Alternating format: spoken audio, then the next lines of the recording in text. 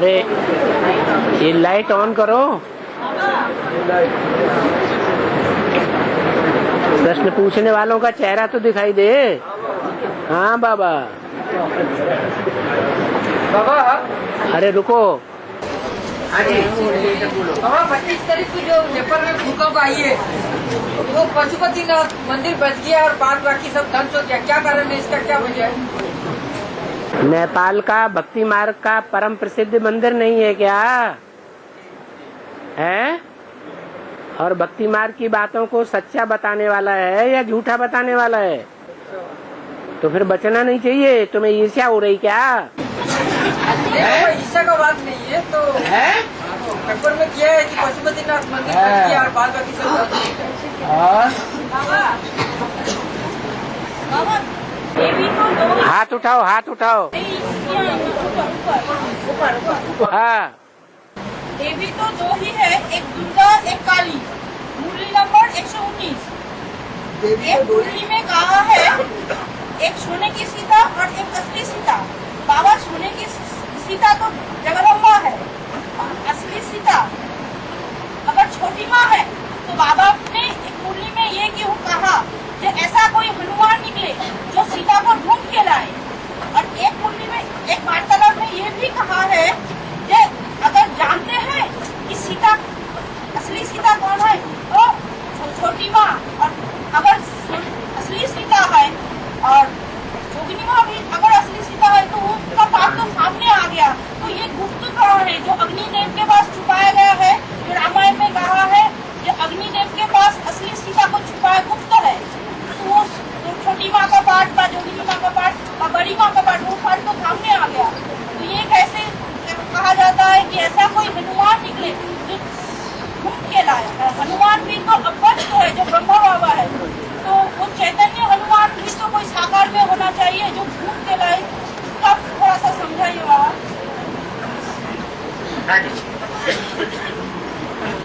क्या ध्यान में चले गए? लंबा चौड़ा कर दिया। किसी ने समझा हो तो बताओ।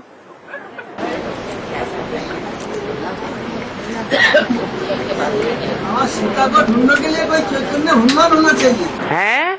बन जाओ। सीता को ढूंढने के लिए कोई चैतन्य। अरे बन जाओ ना, बोलते ही रहोगे। है? होना चाहिए, होना चाहिए, होना चाहिए या करना चाहिए? तो हो जाओ। हाँ, सबसे श्रेष्ठ इंद्रियां आती हैं जिससे बाबा शंकर रंग लगाते हैं, बाकी इंद्रियों से भी लगाते हैं, तो कौन सी सबसे अच्छा रंग भी लगाती हैं, खराब रंग भी लगाती हैं? श्रेष्ठ इंद्रियों से शंकर रंग लगाते हैं बाबा है? आँखों से भी शंकर रंग लगाते हैं और बाकी इंद्रियों से भी। जो आत्मा पवित्र होगी तो उसकी आँखें कैसी होंगी? तो पवित्र आँखों से पवित्र आत्मा पवित्र संग लगाएगी 100% या अपवित्र संग लगाएगी? फिर तो आँखों से कट उतारना अच्छा या बाकी इंद्रियों से भी उतारना अच्छा? ये तो पूर्व जन्म का हिसाब किताब है। सबका हिसाब किताब एक जैसा होगा क्या? ज्यादा भाग्यशाली कौन दोनों है? ज्यादा भाग्यशाली कौन? ज्यादा भाग्यशाली जो श्रेष्ठ इंद्रियों से श्रेष्ठ कर्म करे। आँखों से कट उतारे। क्यों? विजयमाला कैसी है? हैं? और रुद्रमाला कैसी है? अरे बोलो ना। विजयमाला है लेकिन राजा तो रुद्रमाला ही बनते हैं। राजा तो बनते हैं लेकिन भ्रष्ट राजा भी बनते हैं कि नहीं? हैं? भिखारी राजा बनते हैं, व्यभिचारी राजा बनते हैं, तो उनकी कट कैसे उतरेगी? अरे चुप क्यों हो गए? याद से? अरे याद भी तब आती है जब किसी को आंखों से देखा होगा, कानों से सुना होगा, हाथों से स्पर्श किया होगा, इंद्रियों से अनुभव किया होगा, तभी तो याद आती है। शादी हुई कि नहीं तुम्हारी? नहीं हुई शादी, तो तुम्हें पता नहीं है। है? विजयमाला का पूजन नहीं होता। बोलो, झंडा ऊंचा रहे हमारा। 108 माला के जोड़ते हैं। रुद्रमाला है 108 के मणके, विजय माला की नहीं है। फिर हाँ मस्तक में है, मस्तक में अधूरा चंद्रमा दिखाया जाता है। हाँ वो कितना कला संपन्न, कलाहीन, कितना कला संपन्न है। ओ जैसे लीक बच गई, लीक मात्र बची है, उन्हाई हुई ज्योति है। चंद्रमा को संपूर्ण चंद्रमा नहीं कहेंगे। जब संपूर्ण चंद्रमा बनेगा तो दूसरी ओर सूर्य उदय होगा। क्या क्या कहते हैं? पूर्णमासी है। चंद्रमा भी पूर्ण हुआ और माया मासी भी क्या हो जाएगी? पूर्ण हो जाएगी, उसका काम पूरा हो जाएगा। और बाबा मुरली में उन्होंने कहा है कि शिवलिंग में काला रंग का आता है, मगर उत्तराखंड में गए तो उधर से मंदिर में जो लिंग रखा तो सफेद क्रिस्टल जैसा है, सफेद क्रिस्टल। बोला है बाबा काला रहता है, लिंग काला रहता है। हाँ, लेकिन कोई कोई मंदिर में तो दूसरा किस्म के भी दिखाई देते हैं। तो अवस्था हमेशा एक जैसी रहती है कि अब इस अवस्था हमेशा नीचे ही गिरी रहती है। पुरुषार्थी की अवस्था सदैव नीचे गिरी रहती है, यह अवस्था कभी ऊंची भी उठती है। आत्मा की जब ऊंची उठती है तो ऊंचा कर्म किया है, उसकी यादगार गोरा बन गया। कहीं सफेद लिंग है, सफेद संगमरमर का बनाया हुआ है। कहीं बद्रीनाथ में, वो अमरनाथ में कैसा है लिंग? एकदम बर्फ का लिंग है, बर्फ ठंडा। नहीं तो लिंग कोई ठंडा नहीं होता है। हाँ शिवलिंग में बेलपत्र क्यों चढ़ाया जाता है? है, शिवलिंग में बेलपत्र क्यों चढ़ाया जाता है? 3 पत्ते हैं ना उसमें। कौन कौन से 3 पत्ते तुम्हें भूल जाते हैं? त्रिमूर्ति शिव। अब शिवशंकर है, लेकिन क्या दूसरे पत्ते भी तो चढ़ाए जा सकते हैं। दूसरे पत्ते हैं, लेकिन दूसरे पत्ते ऐसे नहीं होते जो एक डंडी के साथ जुड़े हुए हों। बाबा ढाक के दिन पास होते ना, हैं? ढाक के दिन पास। उसका कोई रिजल्ट ही नहीं निकलता, उसकी कोई पूजा नहीं करता। ये तो श्रीफल है। हाँ जी, श्रीफल माने श्रेष्ठ फल। वो स्थूल फल जो है श्रीफल, वो स्थूल पेट को अच्छा बनाता है, और जो चैतन्य फल है वो बुद्ध रूपी पेट को अच्छा बनाता है। इसलिए ब्राह्मण बच्चों को आदेश दिया है ब्रह्मा बाबा ने, क्या? विजय माला का आवाहन करो, ये श्रेष्ठ फल है। और बाबा जो सृष्टि वृक्षों का पहला पात्र कृष्ण है, कृष्ण का जन्मदात्री लक्ष्मी या पार्वती, तो वृक्षों का जो जगदम्बा को क्यों जीव कहते हैं, कैसे हो जाता है? दोबारा बोलिए माता जी, थोड़ा जोर से बोलिए, दोबारा बोलिए। बाबा लक्ष्मी कृष्ण का वृक्ष जो है ना, सृष्टि रूपी वृक्षों का पहला पात्र कृष्ण, तो उसका जन्मदात्री लक्ष्मी होता है। तो ईव जो है ना, आदम और ईव जो मनुष्य रूपी सृष्टि का जो माता पिता कहते हैं, तो माता पिता कैसे हो गया ये ईव हमारे जगदम्बा? बाबा पूछ रही है कि अगर पहला सृष्टि का पहला पत्ता कृष्ण है और उनका माता पिता लक्ष्मी है, तो फिर अकेला माता पिता लक्ष्मी थोड़े ही, लक्ष्मी नारायण दोनों हैं। नारायण दोनों है, तो हाँ, आदम और ईव वो सृष्टि का पहला माता पिता कैसे हो गए? आदम और ईव, वही तो आदम ईव है, लक्ष्मी नारायण। जगदम्बा है ना ये? जगदम्बा तो है, जगदम्बा सारी दुनिया से कनेक्टेड है कि सिर्फ भारत से कनेक्टेड है? जो सारी दुनिया निकलती है वो भारत से निकलती है कि भारत से पहले ही निकल आती है। फिर वो उसकी अम्बा, वो उसकी अम्बा। जैसे ब्रह्मा बाबा कहेंगे मैं तेरा बाप, क्या अभी संगम में क्या कहते हैं, मैं तेरा बाप। फिर सतयुग में तू मेरा बाप। फिर त्रेता में है, फिर कहेंगे मैं तेरा बाप। फिर द्वापर में तू मेरा बाप। तो जैसे बाप के बारे में है, बच्चे के बारे में है, ऐसे ही है लक्ष्मी के बारे में भी। जैसे जगदम्बा कहते हो उसके बारे में ऐसे ही, जग जननी जय जय।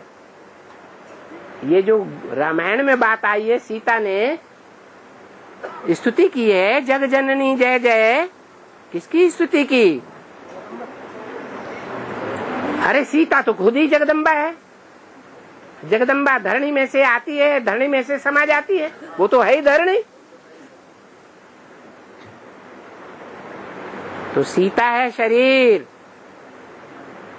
और उसमें जो आत्मा है वो लक्ष्मी है। जैसे जो बच्चा है वो बाप के अंदर है या नहीं है, ऐसे ही। और है 100% पार्वती से लक्ष्मी माता है। हाँ, तो 100% सीता कौन है? वही है ना, 100% तुम सब सीताएं हो, बोला कि नहीं? तो तुम सब सीताएं हो, उसमें लक्ष्मी का नाम है कि नहीं? तो अव्वल नंबर कौन हुई? सीता। सीता माने ठंडे, शीत। तो सबसे ज्यादा शीतल इंद्रियां किसकी हैं? जगदम्बा की कहें या लक्ष्मी की कहें? फिर एक आत्मा है तो एक शरीर है। और बाबा, दो दीवाने शहर में आबूदाना मांगते हैं, तो आबूदाना क्या है? आबूदाना माने दाना पानी, आत्मा का भोजन। आत्मा का भोजन क्या है और शरीर का भोजन क्या है? अंतर है या नहीं? क्या है? आत्मा का भोजन है प्यार, याद। जिससे प्यार होता है उसकी याद आती है कि नहीं? तो याद और प्यार आत्मा का भोजन है, और शरीर का भोजन स्थूल होता है। तो जो आबूदाना मांगने वाले दो दीवाने हैं वो रामकृष्ण है या कोई दूसरे हैं? रामकृष्ण की गीत बनाए हुए हैं, जरूर घूमते फिरते होंगे कि कोई मिल जाए। बिना धारणा शक्ति के कोई राजधानी स्थापन हो जाएगी क्या? होगी? नहीं होगी। तो दो दीवाने शहर में आबूदाना मांगते हैं।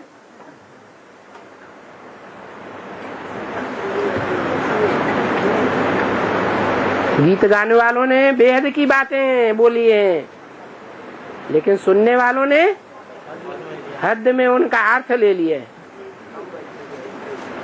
और बाबा ऊपर में तो मुरली में एक पॉइंट आए हैं, मैं थोड़े समय के लिए इनमें प्रवेश करता हूँ। यह तो पुरानी जूती है। हाँ, बाबा यहाँ जूती किसको बोलते हैं? जूती शरीर को बोलते हैं।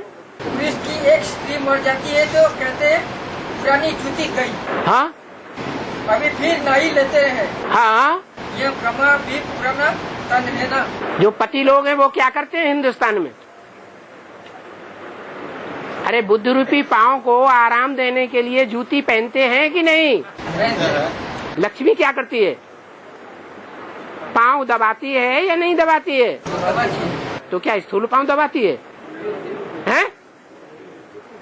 ये बुद्धि को आराम देने वाली बात है। कवियों की भाषा, कवियों की कविता गहरे अर्थ लगाती है। नहीं समझ में आया? बाबा ये जो पुरानी जूती है ना, ये समझ में नहीं आ रहा है। तुम्हारा भला। सुख भोगने के लिए पुरुष जूती पहनता है कि नहीं? क्या पहनता है? तो चमड़े की जूती ही पहनता है कि देह रूपी चमड़ी की भी जूती पहनता है? नहीं, चमड़े की जूती पहनता है। आप समझ में आ गया? खोल खोल के समझाओ तब समझेंगे, ऐसे जानवर बुद्धि। और आगे बाबा 9 कुरियों के ब्राह्मण उसका नाम बताते हैं। 9 कुरियों के जो ब्राह्मण है उसके कश्यप गोत्र, भारद्वाज गोत्र, वो पंडित लोगों से जाके पूछो, हमारा काम नहीं है। हम उतना ही बताएंगे जितना बाबा ने बोला है।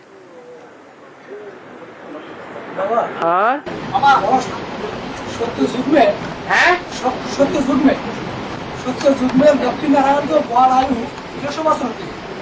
लक्ष्मी नारायण को बाढ़ आयु 150 वर्ष होती है। 150 वर्ष। हाँ, तो 150 वर्ष एवरेज बताया, उसको फिक्स नहीं बताया। ज्यादा भी हो सकती है कोई की, और कोई की कम भी हो सकती है। बाबा उसको जो बादशाहवासी है ना राधा कृष्ण है उसको जो बादशाहवासी है राधा कृष्ण, उसका जो बच्चा और बच्ची है राधा और कृष्ण उन्हीं के बारे में। हाँ, उसको तो स्वयंवर सभा 20 वर्ष पूर्ति होती है। उनको स्वयंवर सभा 20 वर्ष पूर्ति होती है। लेकिन सतयुग में कोई कोरोनेशन नहीं होता। ये तो यहाँ की दुनिया की बात है कि दुख दर्द ज्यादा है जिंदगी में, इसलिए 1-2 दिन त्योहार मना लेते हैं, खुशी का दिन मना लेते हैं, जन्मदिन मना लेते हैं। वहाँ रोज ही कोरोनेशन है। तो वो तो स्वयंवर को ज्यादा नहीं होती है। वो ज्यादा स्वयंवर को नहीं होते हैं ना, वही वहाँ स्वयंवर होते ही नहीं। वहाँ स्वयंवर होते हैं। स्वयंवरण की बात यहाँ की बात है। संगमयुगी राधा है जो स्वयंवरण करेगी कृष्ण का, जो कृष्ण सूर्यवंशी है, राधा चंद्रवंश में है। और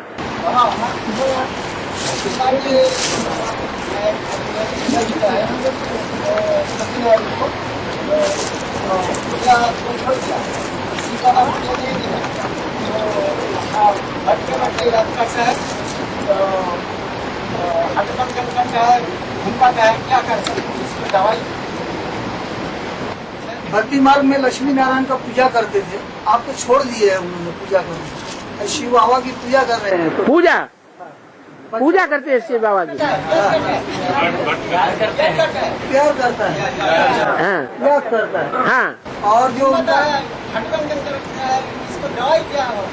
घुटना दर्द होता है उसका दवा क्या है? अच्छा, शिव बाबा तुम्हारे शरीर की सेवा करने आया है, आत्माओं का बाप नहीं है, तुम्हारे शरीर का बाप है। शिव बाबा तुम्हारे शरीर का बाप है कि आत्माओं का बाप है? तुम्हारी आत्मा को सुधारने आया है कि शरीर को पहले सुधारेगा? तो शरीर तुम्हारा सड़ता जाएगा, सबका सड़ता जाएगा, और आत्मा याद करेंगे तो पावरफुल होती जाएगी। और रुको, घंटे भर हो गए पूछते पूछते। हाँ, বলছি घर में शक्ति भवन আছে আমার, হ্যাঁ তা বলেন उनका घर में बाबा शक्ति भवन है, तो वहाँ पर वो स्कूल चला सकता है क्या, पूछ रहे हैं। स्कूल उसी शक्ति भवन में स्कूल चला सकता है? शक्ति भवन का रजिस्टर दिखाओ।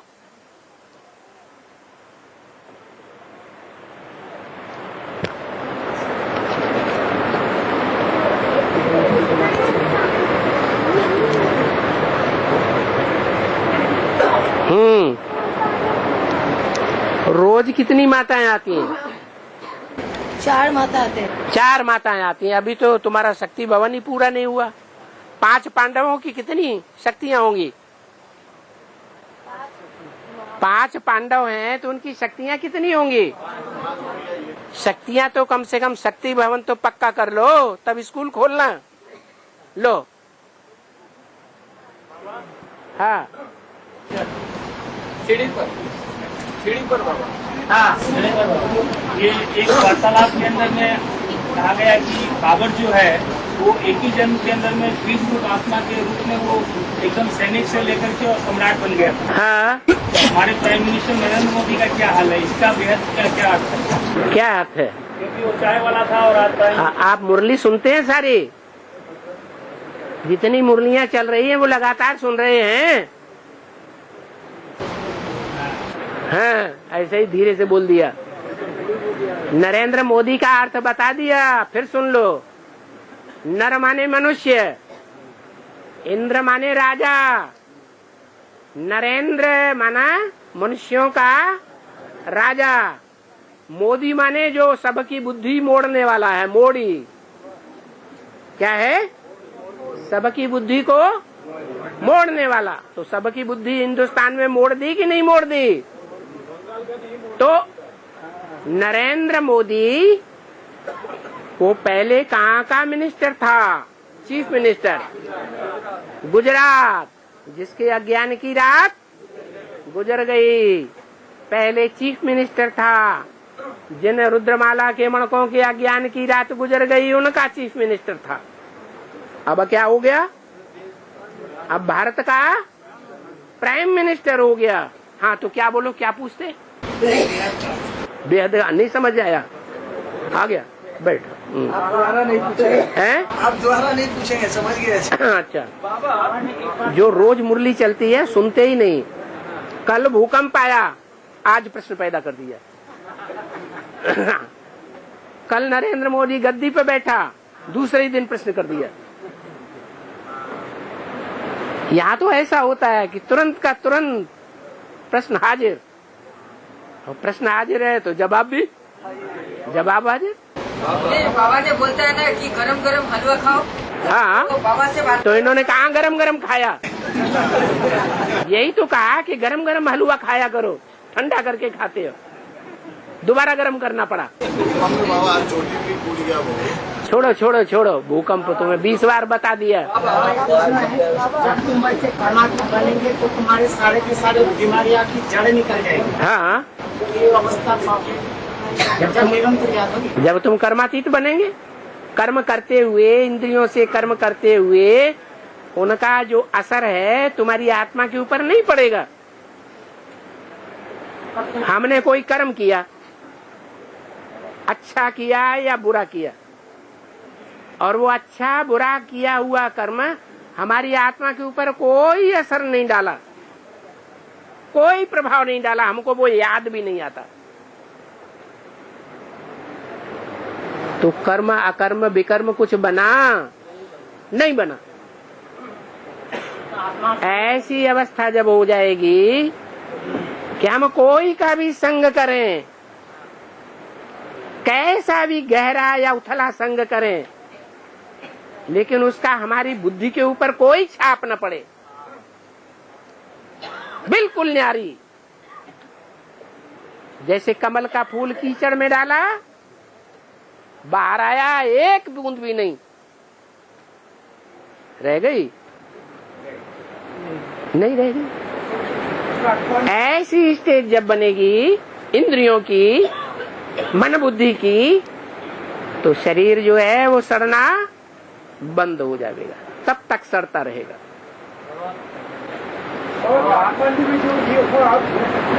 आप भूकंप छोड़ जाओ, भूल जाओ, बड़ा भारी असर कर गया। ये तो कुछ भी नहीं हो रहा है, आगे चल के और होने वाला है। ये कुछ भी नहीं हो रहा है, क्यों परेशान हो रहे? सबसे बड़ा नुकसान तो भूकंप से ही होगा, बाबा ने बोल दिया। बाबा तो बोला अमृत वाला का टाइम है 2 से 4:45 बजे तक, अच्छा है। हाँ, लेकिन बच्चे लोग जो है खाना खा के रात 9 बजे के बाद बाबा को याद करता है, तो वो भी अच्छा है। हाँ, अच्छा होगा बाबा, ठीक है। बाबा 9 बजे का बाद क्या मुरली घर में सुन सकते हैं? सुनो, तो कोई प्रॉब्लम नहीं होगी ना रात 10? अरे एक घड़ी आधी में पुण्याद, अच्छा कर्म तो जब करो तो अच्छा है, लेकिन याद के लिए बताया कि रात को 9 बजे के बाद 2 बजे तक याद का पुरुषार्थ नहीं करना है। वो गंदा वातावरण है दुनिया का। बाबा मुरली तो सुन सकता है ना? कुछ भी नहीं, सो जाओ। और मुरली सुनने के लिए तो 1 घंटा याद में बैठ करके मुरली सुनो तो गहराई से ज्यादा सुनोगे, या ऐसे ही चलते फिरते मुरली पढ़ लेते हो, उससे ज्यादा गहराई मिलती है। गहराई से सुनेंगे तो। हाँ जी, कंसंट्रेशन जितना अच्छा हो जाएगा उतना मुरली गहराई से समझ में आवेगी। बाबा एक बात है, हाँ जी, पारुष बुद्धि से पत्थर बुद्धि बनते हैं, तो हम पारुष बुद्धि से पत्थर बुद्धि से पारुष बुद्धि बनते हैं, तो हम बीके में थे तो वहाँ पर पारुष बुद्धि नहीं हुआ। यहाँ काय के लिए आए? अरे वहीं बैठे रहते ना। अरे सुनो तो, बताओ तो, पारस बुद्धि बन के आए कि पत्थर के पत्थर ही रह गए तब आए? है ऐसे ही पूछो, है? पत्थर बुद्धि ही थे, पत्थर बुद्धि रह गए तो यहाँ आए, नहीं तो आने की दरकार क्या थी? फिर तो वहीं पारस बुद्धि बन के रहते, हमारी पूजा हो जाती, देवता लायक बन जाते। और हाँ, दुनिया में जो एकादशी उपवास करता है तो बेहद का अर्थ क्या है? दुनिया में एकादशी का प्रभाव पड़ता है तो उसका मतलब क्या है, पूछना चाहते हैं। क्या प्रभाव पड़ता है? हैं? एकादशी का बेहद में अर्थ कुछ नहीं है। एकादशी का बाद 10 और 1 एकादशी, बेहद में अर्थ 10। जब दशहरा होता है तो रावण के 10 सिर हरण कर लिए जाते हैं ना। 10 सिर जो हमको नीचे गिराते हैं वो हरण कर लिए जाते हैं, उन पर उनकी हार हो जाती है, तो फिर एक उनके ऊपर सवार हो गया कि नहीं? 10 के ऊपर कौन सवार हो गया? वो ये एकादशी है। और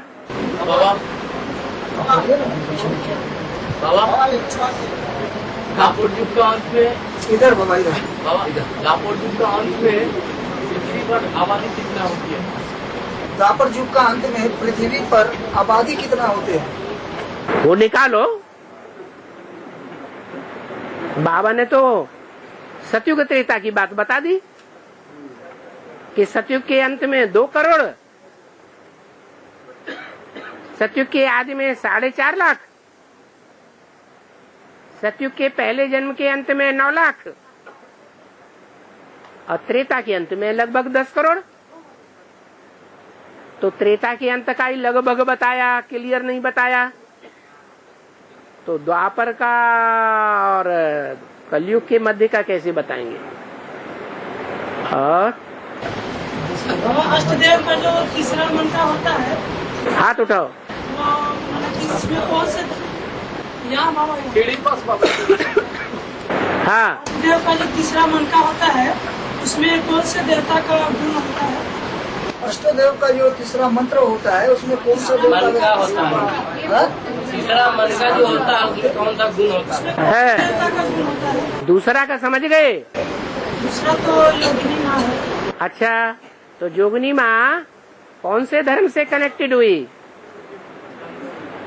वो सूर्यवंशियों की माँ है? सूर्यवंशियों की माँ है। हाँ, जो देवी देवता सनातन धर्म के सूर्यवंशी हैं, उन सूर्यवंशियों की माँ भी तब कही जाएगी जब लक्ष्मी भी पक्की माँ कब हुई? जब लक्ष्मी भी ऐड हो जाए तब कही जाएगी कि नारायण अकेले के बारे में कही जाएगी।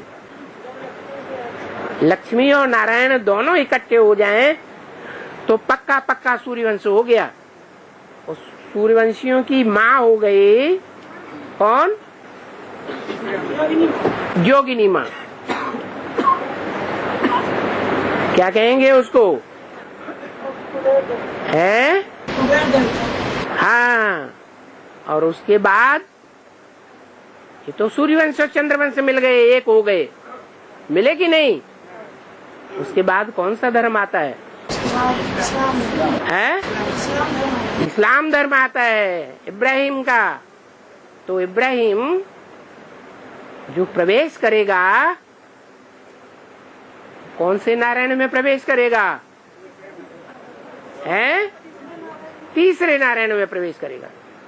संगम युग के नारायण को मिलाकर के तीसरा नारायण कौन होगा? तो तीसरा नारायण कौन होगा?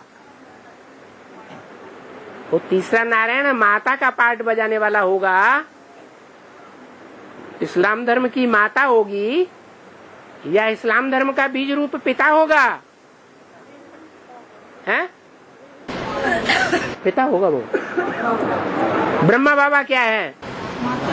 माता है। तो जो सेकंड नारायण जो माता होगा, या इस्लाम धर्म की माता होगा या पिता होगा? माता हो गई। उस माता में, उस शरीरधारी में ऊपर से आने वाला इब्राहिम प्रवेश करेगा, और इब्राहिम जिसमें प्रवेश करेगा उसका बाप कोई होगा या नहीं है? उसका जो बाप होगा वो इस्लाम धर्म के जो मुख्य लड़के हैं उनमें से मुखिया 12 में से एक होगा, और उसका भी कोई पूर्वज होगा। अरे उसका जो पूर्वज है वो रुद्रमाला में से जो 8 मणके हैं, उन 8 में से जो तीसरा है वो होगा, है? इंद्र देवता क्यों? अष्टदेव अलग है। उन अष्टदेवों में से, अष्टमूर्तियों में से तीसरी मूर्ति इस्लाम धर्म से कनेक्टेड। और अष्टदेव में नाम दिखाया जाता है। अष्टदेव का जो चित्र होता है ना, क्या होता है? उसमें नाम दिखाया जाता है। हाँ, धर्मराज का नाम नहीं सुना? हाँ, उसमें भी नाम है। सबसे जास्ती मिलिट्री कौन सी अच्छी होती है? हैं? इस दुनिया में ये तो हिंदुस्तान के लिए हुआ। दुनिया के हिसाब से कौन सी मिलिट्री अच्छी है जिसने सारी दुनिया पर राज्य किया है? इस्लाम धर्म। आया समझ में? तो उसका जो मार्शल होगा वो भी तो पावरफुल होगा ना, नहीं होगा? हाँ जी। तो रुद्रमाला में से होगा या कोई दूसरी जगह से होगा? रुद्रमाला से ही होगा।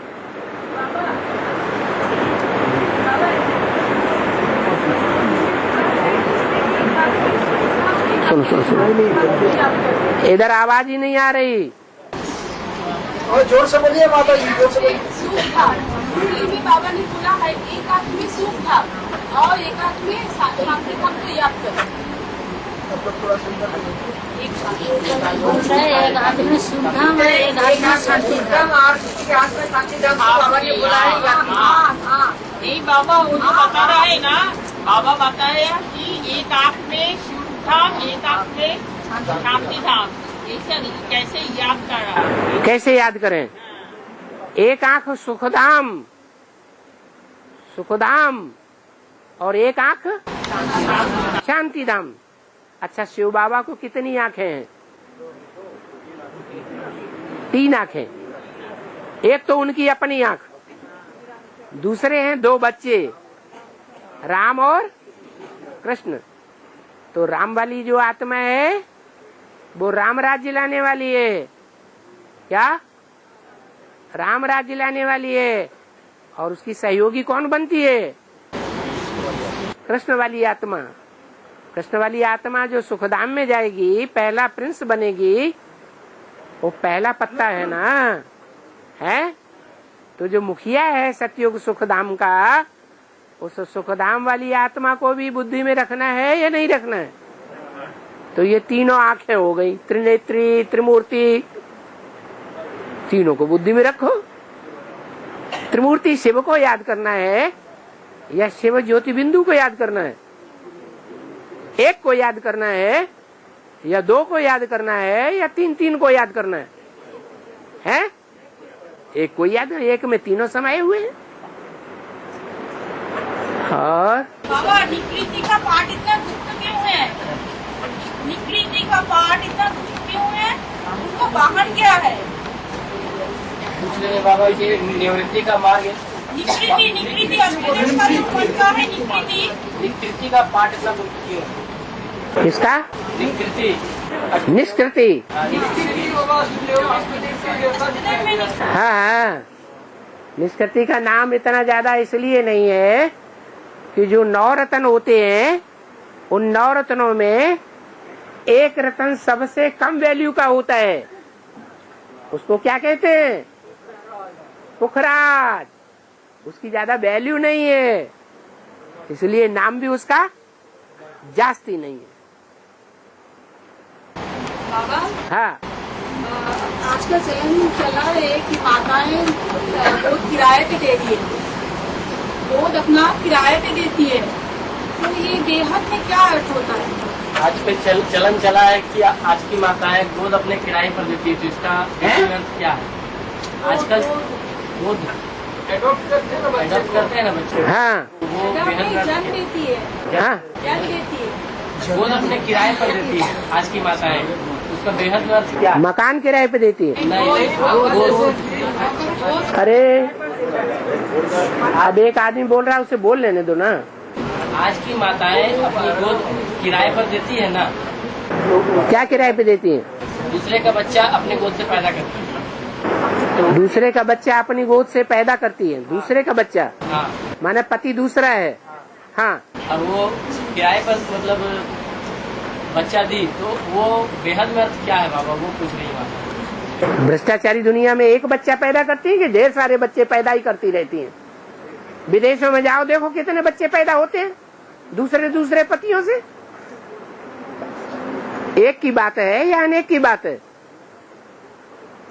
अरे बोलो ना, अनेकों की बात है। ये तो हिंदुस्तानी विदेशियों को फॉलो कर रहे हैं, इसलिए ऐसा हो रहा है। और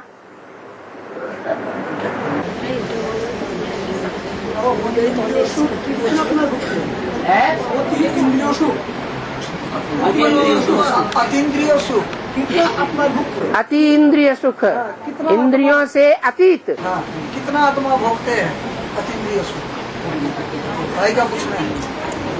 जो अतीन्द्रिय सुख पूछो तो किससे पूछो? 9 लाख से, 4.5 लाख प्रजा वर्ग से, किससे पूछो? कितने होते हैं? 16,108 गोप गोपियों से पूछो।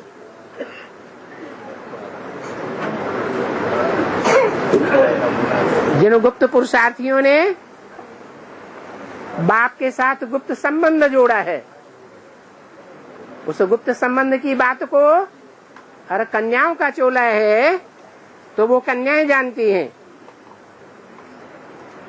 अगर पुरुष भी जानते हैं तो जरूर उन्होंने अपनी बहन दी होगी, अपनी बेटी दी होगी, भांजी दी होगी, वो भी उसे स्वीकार करते हैं।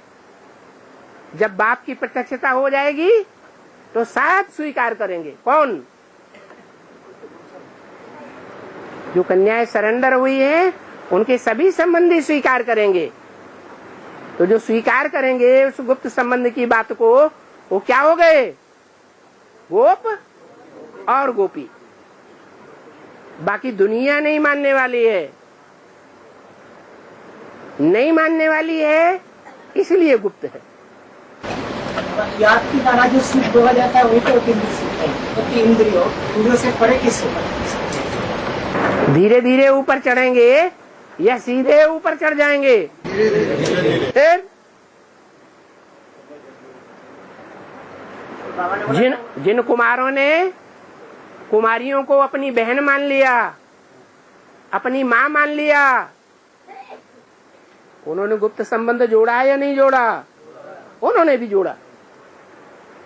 जिन्होंने बेटी नहीं माना, बहन नहीं माना, भांजी नहीं माना, गंदा विचार आया उनके बारे में, तो वो अतीन्द्रिय सुख बोलने के बारे की लिस्ट में अभी तक नहीं है।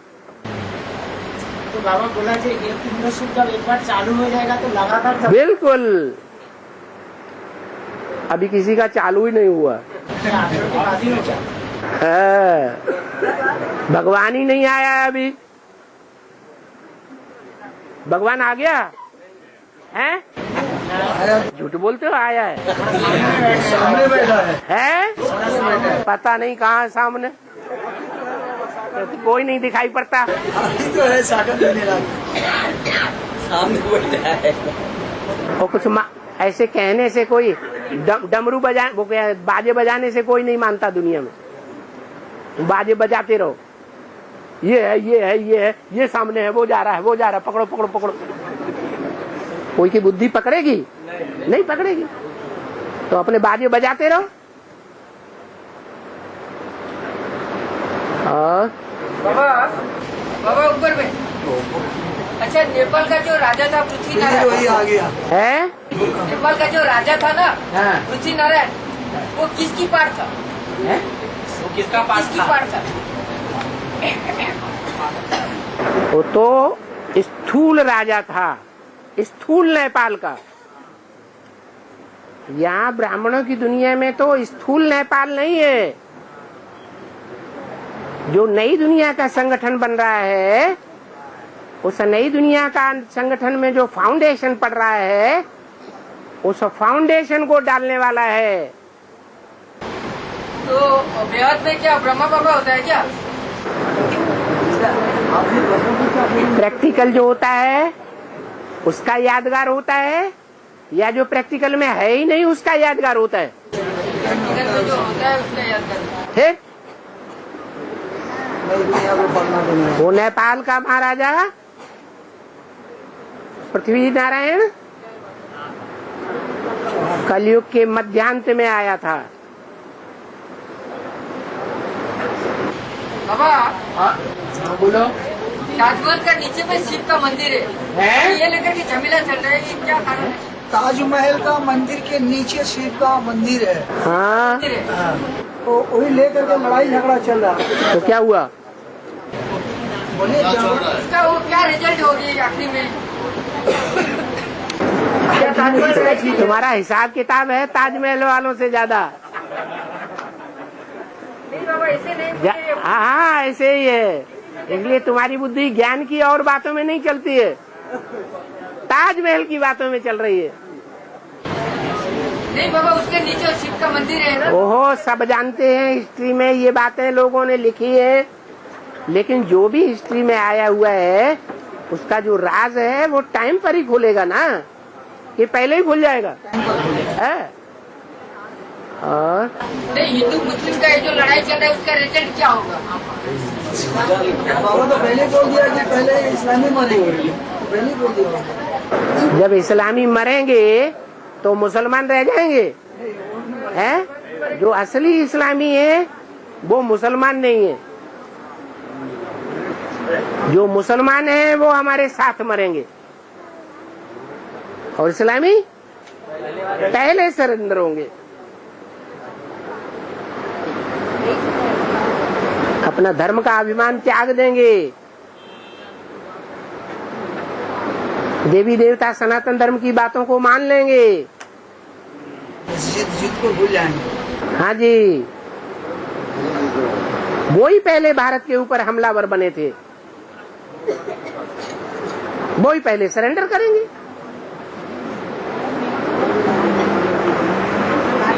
और बोला कि ओम शांति बाबा अभी तो 2:15 हुआ है। बाबा सुनो, बाबा को घर में गया, हमारा घर में हमारा बेटा है, वो सार उसको नाश्ता कर दिया सार, और वो गैंग में नहीं आया, तो हमारे साथ में लड़ाई करता है, तो हम क्या करेगा? बाबा को याद करेगा। लौकिक में बच्चे है, उसका नाम है सार संग, सार सार संग साढ़। हाँ तो वो लड़ाई लड़ते हैं पिताजी से। अब हाँ हाँ। अब क्या करेंगे वही पूछना चाहते अरे तो बेहद का साढ़ अपने बाप से लड़ाई नहीं लड़ रहा है। हैं। संडे है संडे। बेहद का साढ़ कौन है? हैं? वो अपने बाप से लड़ाई लड़ रहा है कि नहीं?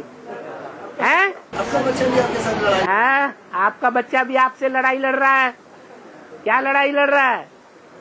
है माता का भगवान मैं हूँ, तुम कैसे बन गए? उसकी बातों पे ध्यान देना है? हैं? अरे ध्यान देना है, ध्यान देना है। अरे वो तुम्हारा बच्चा ही नहीं है अभी। और बाबा ने कहा कि ऐसे मीठे बाप को किधर बाबा ने कहा कि ऐसे मीठे बाबा को रात को जाग करके भी याद करना चाहिए। हाँ, कौन से रात की बात कर रहे तो सारी दुनिया में अभी रात चल रही है कि दिन चल रहा है? तो फिर जगो रात दिन।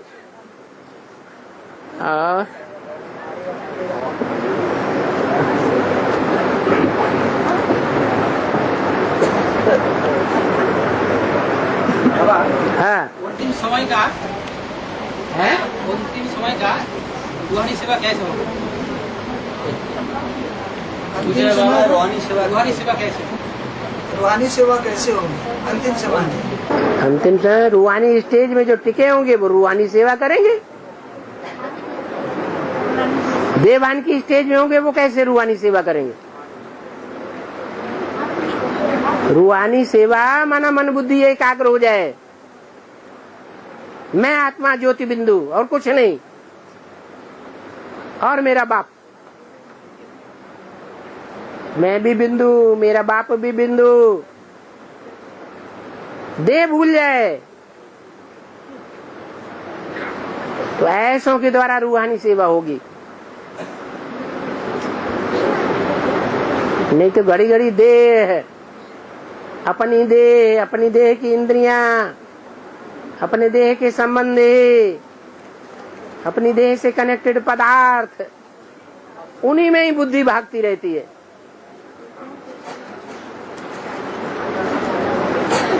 इन सब से अगर वैराग ही नहीं आया है तो रूहानी सेवा कैसे होगी?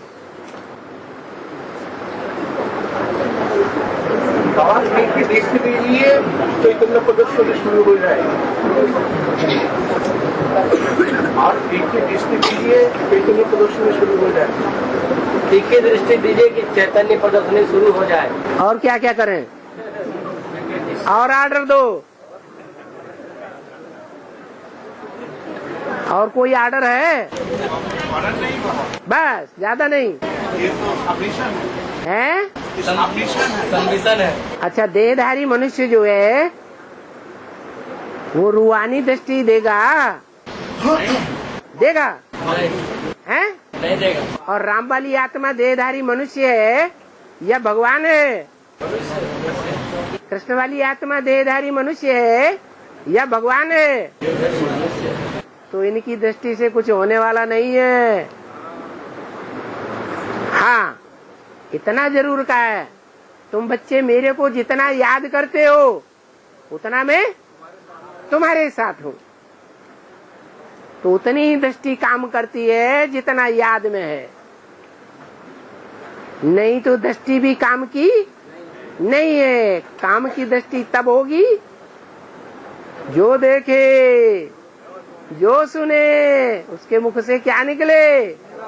मेरा बाप आ गया। अभी ठीक है, मान लिया ज्ञान के आधार पर कि सन 76 से मेरा बाप आ गया होगा, लेकिन वो राम बाप आ गया या कि शिव बाप आ गया? राम बाप आया। बाबा कर्मा की स्टेज प्राप्त होने पर उस समय आत्मा को क्या चीज याद रहेगी? क्या मेरे पिता है, मेरा पल या आने वाला? कर्मातीत स्थिति बनने पर आत्मा को कर्मेंद्रियां याद आएंगी। आएंगी? नहीं बाबा, नहीं बाबा, तो नहीं समझे अभी। क्या याद आएगा? है बाप के संकल्पों को। अपनी आत्मा याद नहीं आएगी? हाँ जी, कर्मेंद्रियां, ये देह की कर्मेंद्रियां, उनकी प्राप्ति, वो सब भूल जाएगा। हाँ जी, नेताजी सुभाष चंद्र बोस को देह से आत्मा अपने को अलग महसूस करेगी, अटैचमेंट नहीं।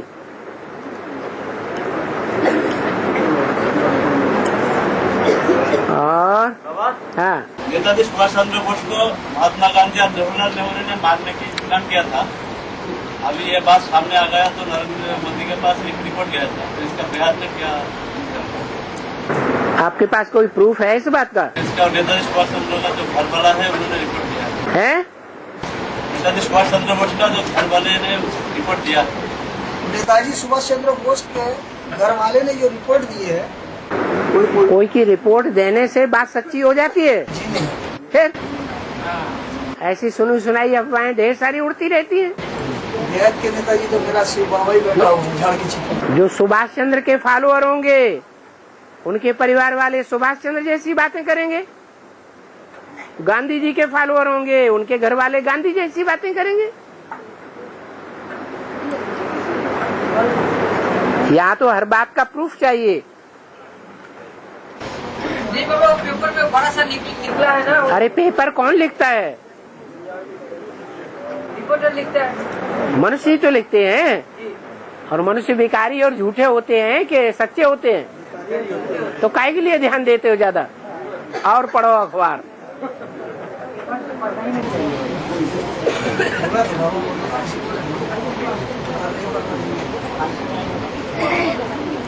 बाबा मैं बोल रही हूँ कि सारा दिन याद होता है बाबा को, लेकिन अमृत वेला क्यों नहीं होता है?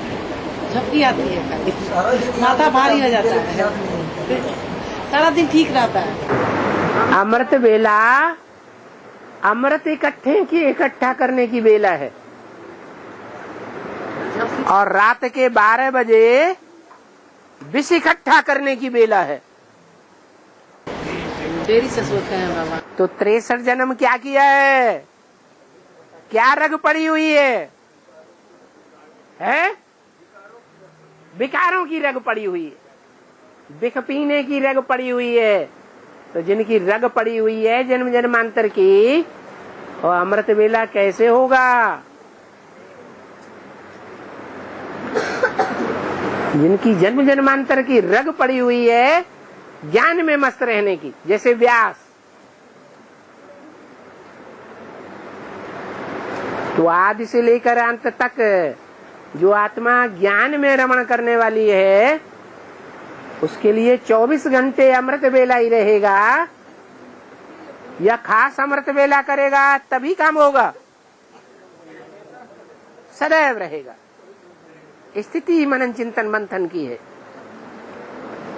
अमृत पीने की है।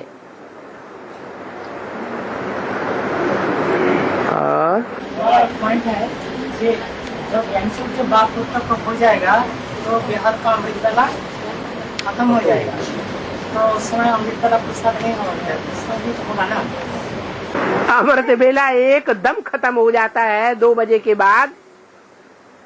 2 बजे के बाद अमृत वेला शुरू होता है, ऐसे बोला तो एकदम अमृत वेला खत्म हो जाता है, या धीरे धीरे खत्म होता है? धीरे धीरे। फिर आत्मा को संपूर्ण करने में तो अरे सूर्य उदय होगा तो जो देखेगा वो कहेगा कि सूर्य उदय हुआ या नहीं हुआ। तो 500 करोड़ देखे कि सूर्य उदय हुआ, बच्चा पैदा हुआ। कोई नहीं कहेगा बच्चा पैदा नहीं हुआ, सूर्य उदय नहीं हुआ। तो अमृत वेला धीरे धीरे खलास होगा या तुरंत खलास हो जाएगा? धीरे धीरे खलास होगा। बाबा समाज में इस्लाम और मुस्लिम में एक जैसे दिखाई देते हैं, तो इस्लाम और मुस्लिम में अंतर क्या है? मुस्लिम में और इस्लाम में तुम्हें अंतर ही दिखाई नहीं देता है। भारतवर्ष पर लोभ विकार को लेकर के मुसलमानों ने आक्रमण किए या इस्लामियों ने किए हैं? तो तुम्हें अंतर नहीं दिखाई पड़ता? काम विकार को लेकर के आज भी इस्लामी अरबियंस भारत से कन्याएं उठा उठा के ले जाते हैं, खरीद खरीद के ले जाते हैं। तो तुम्हें अंतर नहीं दिखाई पड़ता? देखने में आ गया। और परमात्मा का धाम के बारे में बोला है, जहाँ चंद्र सूर्य का रोशनी नहीं पहुँचता है वो जगह में मेरा धाम है। तो कौन सी जगह है? क्या?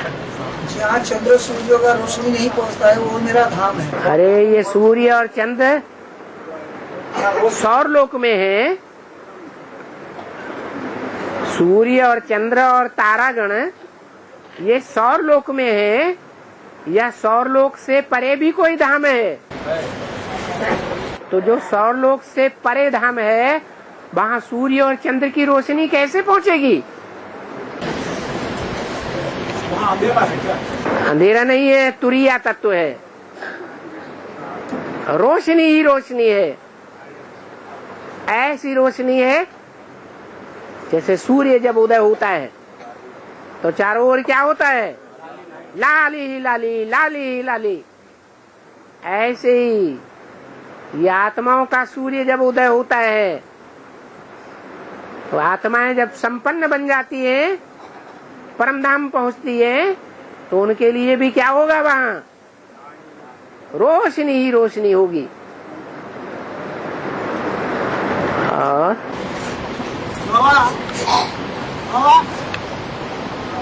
और इधर देखो, राधा कुमारी, विष्णु कुमार, इसका स्वामी कैसे होता है? राधा कुमारी और कृष्ण कुमार ये स्वामी कैसे होते हैं? विष्णु कुमार, कृष्ण भी कुमार है और राधा भी कुमारी है, लेकिन स्वामी कैसे होते हैं? कृष्ण का स्वामी उसका बाप नहीं है।